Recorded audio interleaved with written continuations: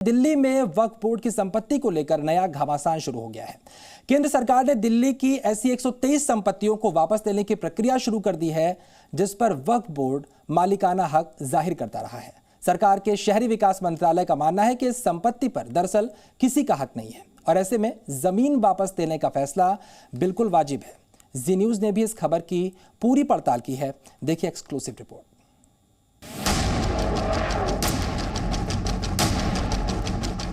देश में वक्फ बोर्ड की संपत्ति को लेकर कानूनी दांवपेच की लंबी फेहरिस्त है, लेकिन इस समय दिल्ली में वक्फ बोर्ड की 123 संपत्तियों को लेकर नया घमासान शुरू हो गया है। दरअसल केंद्र सरकार ने 2014 में वक्फ बोर्ड को सौंपी गई दिल्ली की 123 संपत्तियों को वापस लेने की प्रक्रिया शुरू कर दी है। संपत्ति वापस लेने की इस प्रक्रिया के पीछे वजह भी हैं और दलीलें भी हैं, लेकिन इसके बारे में बताने से पहले आपको जानना चाहिए ये संपत्ति वक्फ के हिस्से में क्यों और कैसे चली गई।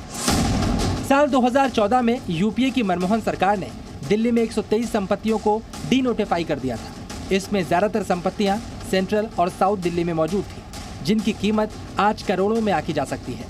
इन संपत्तियों का निर्माण भी दिल्ली डेवलपमेंट अथॉरिटी यानी डीडीए और फिर लैंड एंड डेवलपमेंट अथॉरिटी मतलब एलडीए की जमीन पर हुआ था। डी नोटिफाई करने के बाद मनमोहन सरकार ने इन संपत्तियों को वक्फ बोर्ड के हवाले कर दिया। मनमोहन सरकार के इस फैसले पर साल 2014 में ही बवाल मचना शुरू हो गया था। यूपीए सरकार के विरोधियों ने इसे तुष्टीकरण की सियासत कहा था। 22 मई 2014 को विश्व हिंदू परिषद ने वक्फ बोर्ड की संपत्ति देने के खिलाफ दिल्ली हाई कोर्ट में याचिका दायर की थी। हाई कोर्ट ने भी सुनवाई के दौरान 20 अगस्त 2014 को केंद्र सरकार को इस पर फैसला लेने के लिए एक कमेटी गठित करने का आदेश दिया था।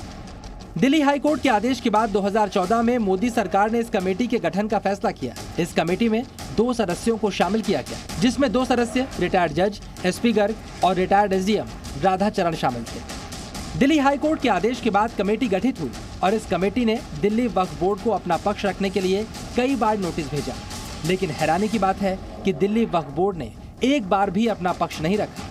पिछले करीब 8 साल से दिल्ली वक्फ बोर्ड की उदासीनता को देखते हुए इस साल केंद्र सरकार ने इन 123 संपत्तियों को वक्फ बोर्ड से वापस लेने का फैसला कर लिया, लेकिन अब इस फैसले पर घमासान मच गया है। विश्व हिंदू परिषद इसे अपनी जीत बता रहा है, जबकि दिल्ली वक्फ बोर्ड अदालत जाने की तैयारी कर रहा है। कमेटी ने बार बार दिल्ली वक्फ बोर्ड को अपना पक्ष रखने के लिए बुलाया। वक्फ बोर्ड उपस्थित नहीं हुआ, उसने कोई ज्ञापन नहीं दिया, उसने अपने दावे भी नहीं रखे। दावों के समर्थन में प्रमाण की बात क्या है? लिहाजा कमेटी ने ये निर्णय दिया कि वक्फ बोर्ड का दावा साबित नहीं हो सकता। आज अगर चलो रिकॉर्ड में नहीं है और वहाँ सरकार दौलत मदार लिखा हुआ और कहीं मस्जिद है, तो क्या उसको ये गिरा देंगे? अंग्रेजों ने तो ऐसा नहीं किया था। कोर्ट में ये जो इनका जो ऑर्डर है, इसके खिलाफ हम कोर्ट में गए हैं और हमने ये भी कहा है कोर्ट के अंदर, आज ही हम गए हैं और 1-2 दिन के अंदर हियरिंग में आ जाएगी। हमने स्टे मांगा था, तो अभी ना तो स्टे हुआ है और ना ही हमें रिजेक्ट किया गया कि स्टे नहीं मिलेगा। केंद्र सरकार के शहरी विकास मंत्रालय के अंतर्गत आने वाली लैंड एंड डेवलपमेंट अथॉरिटी के deputy land and development officer ने दिल्ली वक्फ बोर्ड के चेयरमैन को 8 फरवरी को पत्र लिखकर बताया कि केंद्र सरकार ने 123 संपत्तियों को वक्फ बोर्ड से वापस लेने की प्रक्रिया शुरू कर दी है। अथॉरिटी का मानना है कि इन संपत्तियों पर किसी का भी मालिकाना हक नहीं है। शिवांक मिश्रा, जी मीडिया, दिल्ली।